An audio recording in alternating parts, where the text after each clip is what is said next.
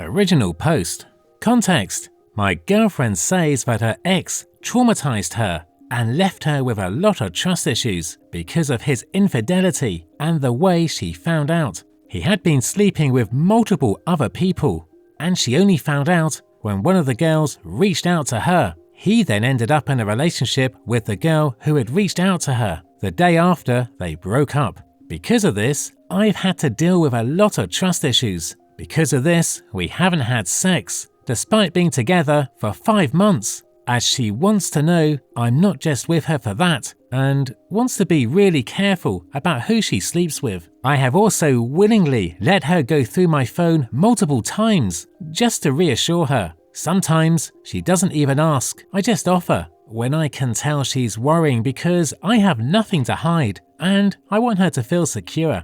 Now on to the story. I, 21 male, was out in a bar with my girlfriend, 22 female, and having a good time. We are mid-conversation, but then, out of nowhere, she gets all weird and distracted. I ask her, what's wrong? And she says her ex just walked in. I ask if she wants to leave. She says no, she wants to see what he's doing in the area, as he is alone and lives like 30 miles away from here. He stands at the bar, and we watch him for a few minutes. I'm about to ask her if we can just stop watching him, when a girl walks in and goes up and they hug and order drinks. They then link arms and walk to a table round the corner. My girlfriend looks distraught, like she's gonna start crying. I ask her if she's okay or if she is getting triggered, and she says she's fine. I ask if that is one of the girls he cheated with, and she says it isn't. We sit there and it's awkward for about 5 minutes. Then my girlfriend says she wants to go and talk to him. I say there's no point, and to leave the past in the past. She just keeps saying, I don't understand. I get a bit frustrated and ask, what is there to understand? And she just gets angry and goes on a rant about how he's full of shit, etc, etc, etc. I'm like, yeah, well, you knew that. And then she says, well, he was saying he only wanted me and all this stuff, and here he is with someone else. I'm confused and say that she can't expect him to stay single forever after their breakup, and even she has moved on. That's when she says that he was saying this to her earlier that week. This is like a gut punch, and I ask what the F she means. She then tells me that he had messaged her on Instagram asking for another chance, but she said no. I ask why she didn't tell me, and she says because she said no and it wasn't important. I ask to see the messages and she says no and starts going on about privacy, etc. I remind her that she has gone through my phone multiple times and that I want to see. She says no again.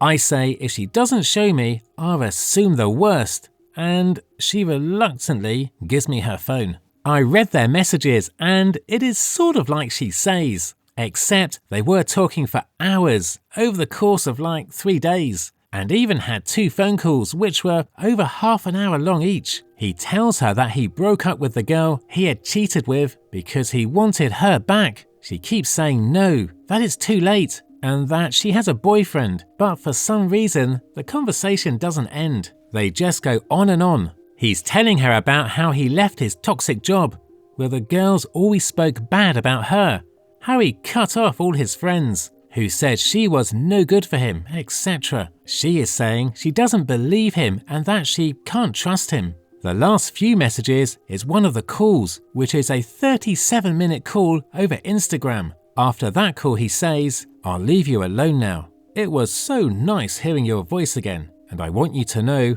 I'm serious. I don't want anyone but you. I understand you're not in a place where you want to try again right now, but just know I'll wait as long as it takes. If you need anything, just call me. She just replies saying, thank you. I screenshot the convo and send it to myself because I want to go back over it when I'm not drunk. I asked my girlfriend why she didn't tell me, and she just says again it wasn't a big deal. I said to her that it seems like a big deal considering they were talking for hours and having long phone calls. She says that she was just seeking closure and finally standing up for herself, as she didn't get to in the relationship. I ask why the conversation had to span multiple days and hours, and she says, because there was a lot to talk about. I ask her what was said on the phone calls, and she says just the same as the text. She says, there is no way you're mad about this, and I just got up and just walked off.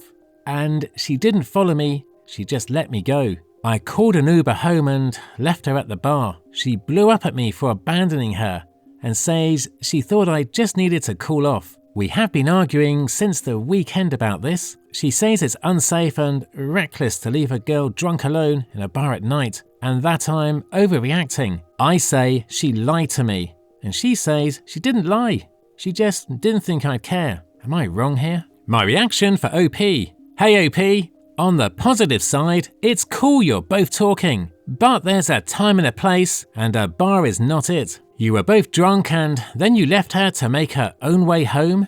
Seriously, dude? Now for the top comments before reading the update. Comment 1. She still is attached to her ex. You literally did the right thing. She has issues and isn't going to be a safe partner for anyone in the near future. Just let her be. The fact that she got bothered that he didn't want just her says you were coming in second and no, their long talks were not closure. She's blowing smoke up your ass. Honestly, she was probably damn near going back to him during those chats. Comment 2. Why she just wouldn't go back to him though? The whole thing is effing with my head. Like, on one hand I think, if she wanted him, she could have just gone back, as he was asking for like 3 days. But on the other hand I think, why were they talking for 3 days? Comment 3. She was probably stuck between yes and no and kept going back and forth. She knew he sucked ass as a cheating boyfriend, but she still has an emotional attachment to him, and those two realities crashed. Her reaction when she saw that other gal with him tells you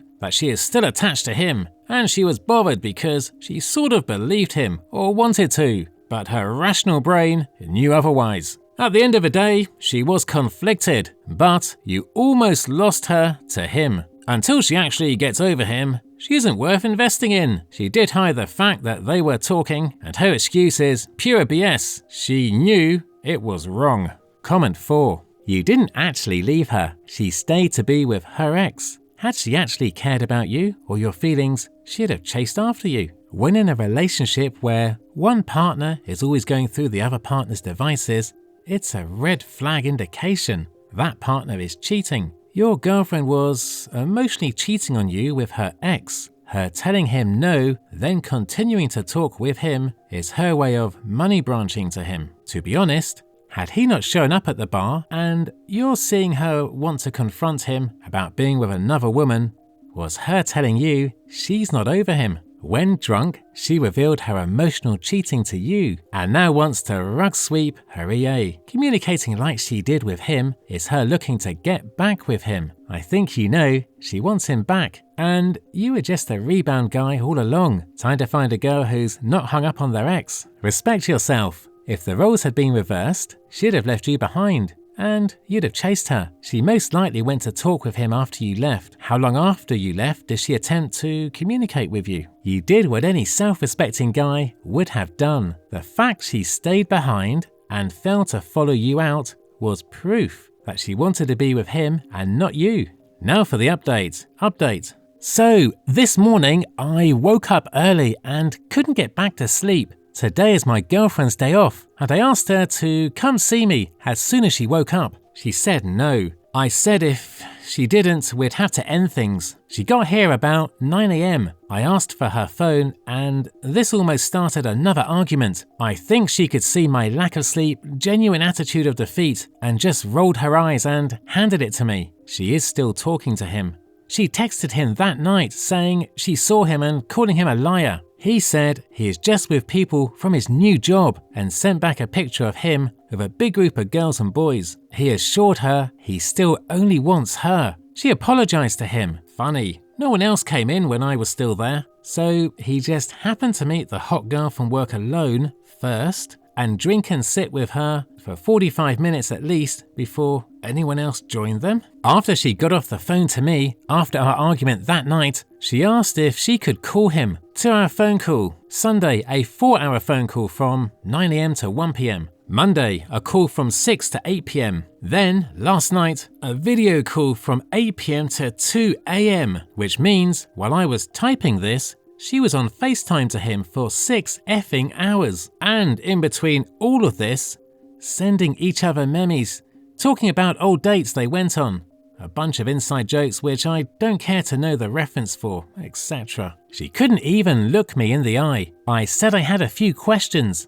and she just said to me, "Is there any point?" I said yes, to me, there is. I asked her if she still had feelings for him. She said she didn't think she did, but now she isn't sure. I asked her why she didn't just end it with me. Again, she says she didn't want to, unless she was sure. I asked her if the reason she hadn't slept with me is because she was saving herself for him, something a few of you suggested, and she basically effing admitted it. She said on some level, it still felt like she was cheating on him. She said her therapist said that sleeping with anyone before she was absolutely ready would be harmful to her and them, and that she didn't want to hurt anyone. I tell her I can't be with her, as she is not ready, certainly not over him, and that she has lied to me, and I see what she has done as cheating. She just said, okay. She walked into my toilet and made a phone call. When she got back, I helped her get together her things she had here, and then we sat and waited for her ride. It was awkward. When she went to leave, I tried to hug her goodbye, but she just said, "Please, don't touch me," and dodged it. She just looked really defeated. She went outside and, wouldn't you know, her ex was waiting for her. He took her 2 bags, put them in the boot, and they drove off. I went to message her asking if she was effing serious, but it was already blocked. You were all right. I'm an effing idiot and feel like a loser for wasting these last 5 months, trying to be patient and kind and understanding just to get it thrown back in my face. Gonna go and try and lay down and get some more sleep. I don't really want to deal with this anymore. Sorry for wasting all of your time. Thanks for the advice though. Story 2. Update. Am I the asshole here for prioritizing my nephew and niece over my own children after they hid their mum's affair from me for years?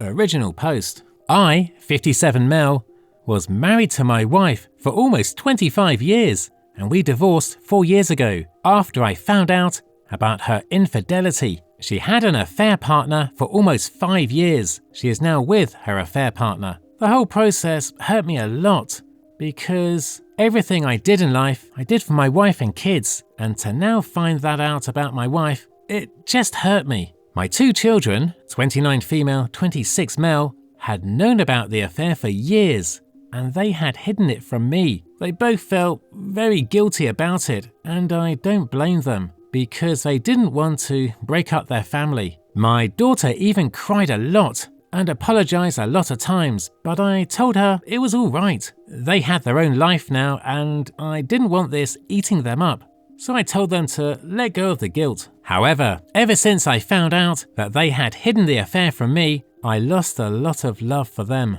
I wasn't going to cut them out of my inheritance or will or anything like that, but emotionally, I couldn't connect with them at all. I also have a niece, 30 female, and a nephew, 28 male, who I have been very close with, especially since their father passed away at a really young age. I played a father-like role during their young years, because losing her husband at such a young age was very tough for my sister. Over the last 4 years, I have been looking forward to spending more time with them. Both my niece and nephew have children, and they have invited me over for their children's birthdays. They have also invited me over for their own birthdays, on Father's Day, on holidays. Overall, we are a very tight-knit, multi-generational family, and I am very proud to be a grandpa to their children, and we are already developing a bond. However, in doing so, I have also lost all interest in connecting with my own children. My daughter has 2 children,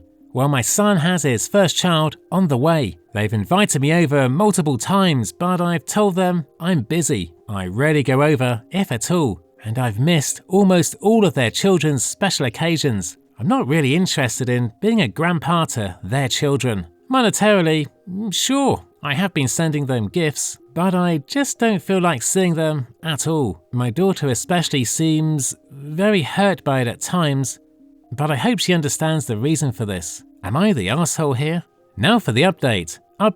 Thank you for all the advice. The one thing I got most from the comments was that my children deserve to know the truth and to not be left in a limbo like it was for years. And that's what I just did. I just got off a video call with my daughter and my son. The call was pretty rough and extremely emotional, but I got everything off my chest. I told them that while I had forgiven them, I could never forget it, and that for my mental health, it was better we limit our interactions. I told them not to feel guilty about anything, but that also, after dedicating more than half my life to my wife and children, it was time I put myself first. I told them my heart wasn't in it to be a grandparent to their children. I was also honest with them and told them my heart was only for my nephew and niece's kids, and whenever I did go to their house, I felt joy, while for my own children, I felt nothing. My children probably already knew it, but I wanted them to hear it from me directly. It was really hard to get it off my chest and say it directly to my children's faces. I told them they were still welcome to come to my house anytime and call me anytime if they needed help. Both my children took the call really hard, but I think my daughter took it worst. Those were really ugly tears and I felt really bad about it, but I do feel a sense of relief. And I have pretty much told all of my feelings to my children and did not keep anything secret. I can now move forward with my life, and so can my children. That's all for today. If you enjoyed this story, please like the video and share your thoughts in the comment section down below. Thank you.